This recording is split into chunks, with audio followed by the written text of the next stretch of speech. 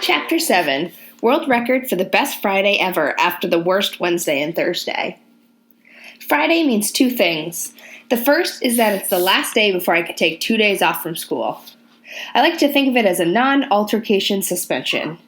Plus, the weekend was when me and Ma actually did stuff, and not just watch movies and avoid homework, because she didn't work on weekends and took early morning online nursing classes to get them out of the way. And when she was done, we would clean the house. I was in charge of the living room. Ma would give me her version of a haircut. She always got most of it even.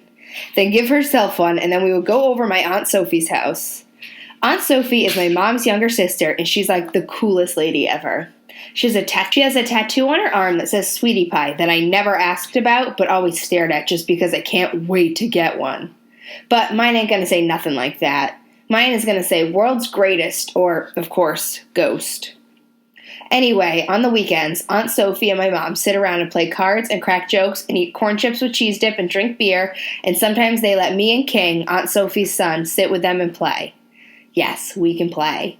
Me and King learned how to play spades and tonk when we were real young. It's a thing in our family. I think the sisters just wanted to give us royal names. So, yeah, all I had to do was get through Friday without any problems, and I was good to go for the weekend. The other thing about Friday, which I didn't know until Thursday, is that Coach gives everybody the day off. No practice, and then, of course, since this was the first Friday of the season, Coach was taking the newbies out for dinner. After 2 half days of school, which technically equals 1 full day, I'm happy to say that school went pretty smooth on Friday.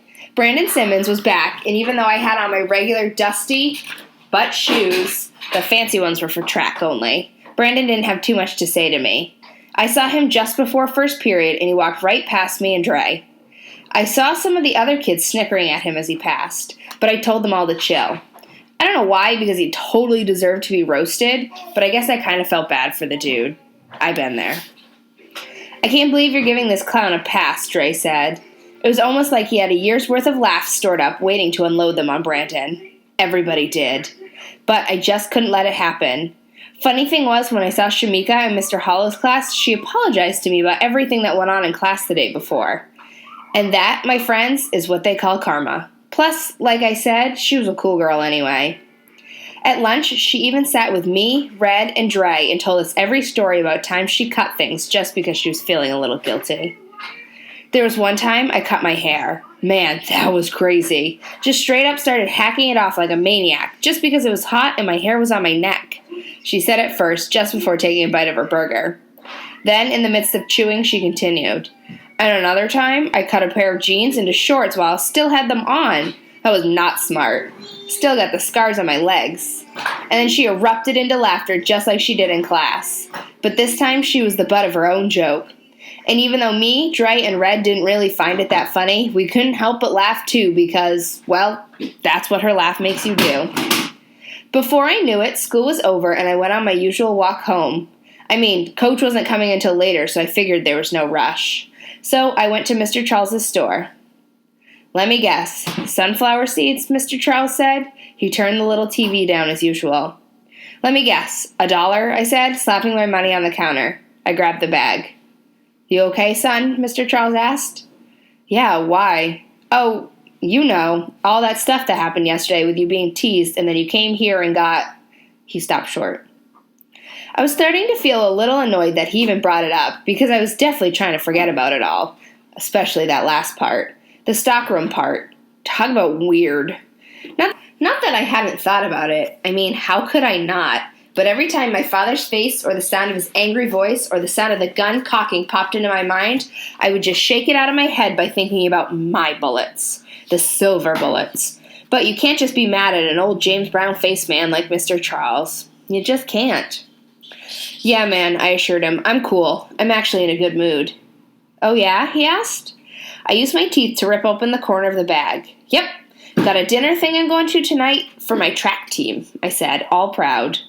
Track team? Mr. Charles asked, now turning the TV down even more. You're on a track team, Castle? Yes, sir, I started to say, but it's hard to try to talk and get a seat out the shell at the same time. So I waited until I got it done, then continued. Remember, I told you yesterday. You did? Mr. Charles looked puzzled. The old brain's getting wonky these days. Sorry, son.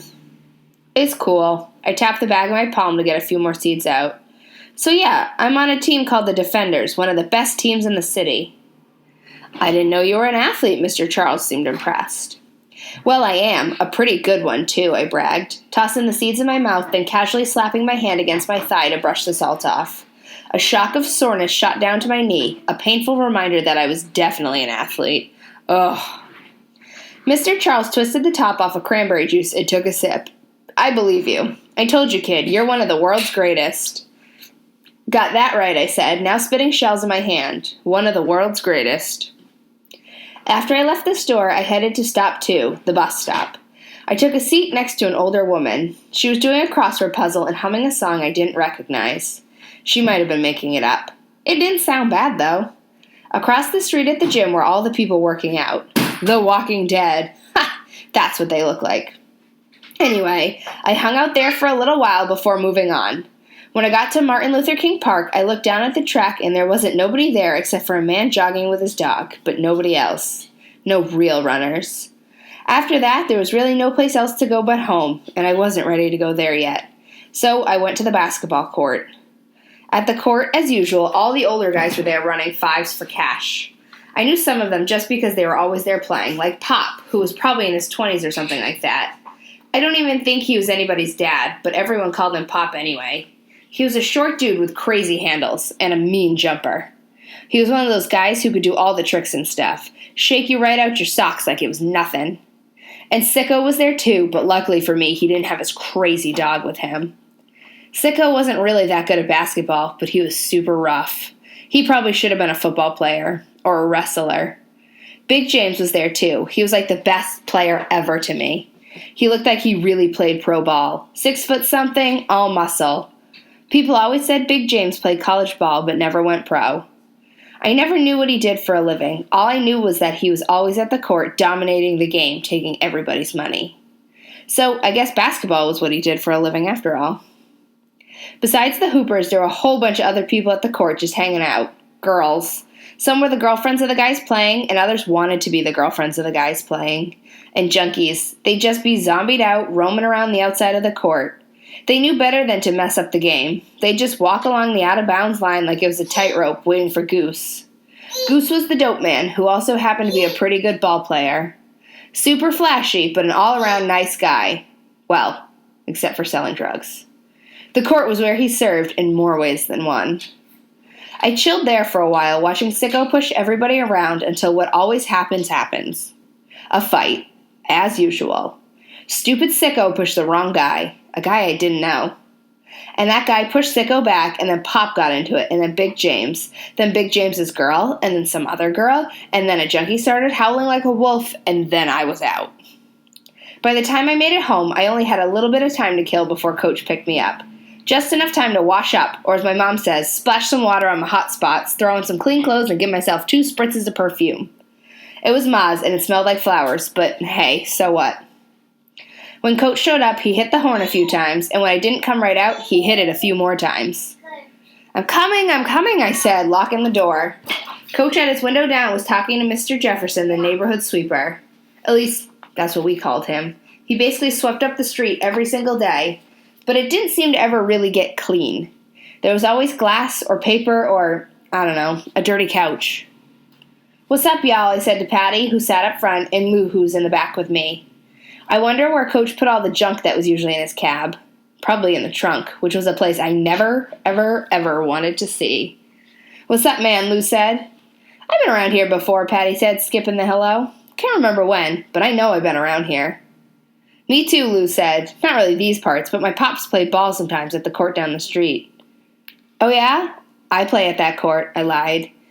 Man, I was getting smooth with the lies. Just came from over there. Coach shook Mr. Jefferson's hand and then turned around to me. Took you long enough, he tossed over his shoulder. Then he sniffed and sniffed and sniffed. That's you smelling like flowers? Coach asked Patty. Nope, that's Pretty Boy back there, she said. Who, Lou? No, the other one, Patty said, talking about me. I couldn't even believe she called me Pretty Boy. I squeezed my cheeks to crush my smile, and before Coach or Lou could say something slick, Patty added, I like it. Smells good. One more stop before the Chinese food.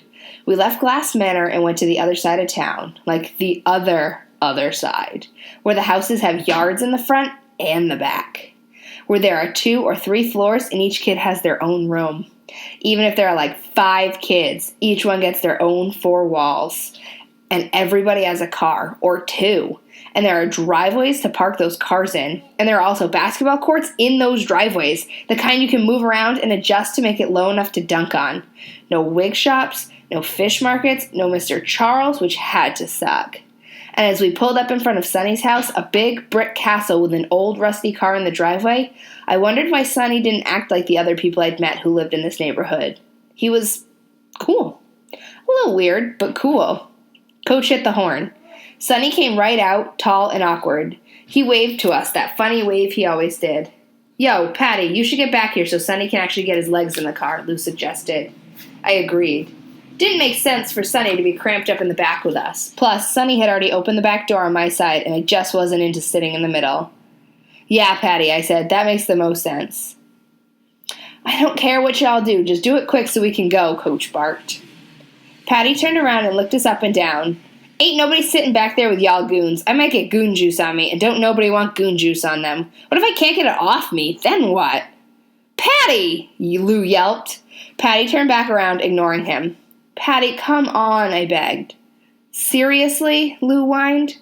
At this point, Sonny had already started stepping in, forcing me to scoot over to the middle. The middle sucks. It's where babies sit, and I ain't no baby.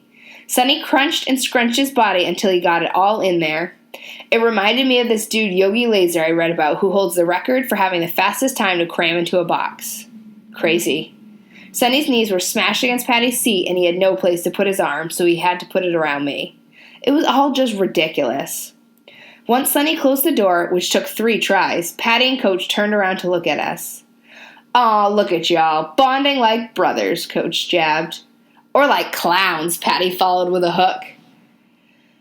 Just drive, please, I groaned, seeing Sonny smiling away like nothing was wrong out of the corner of my eye.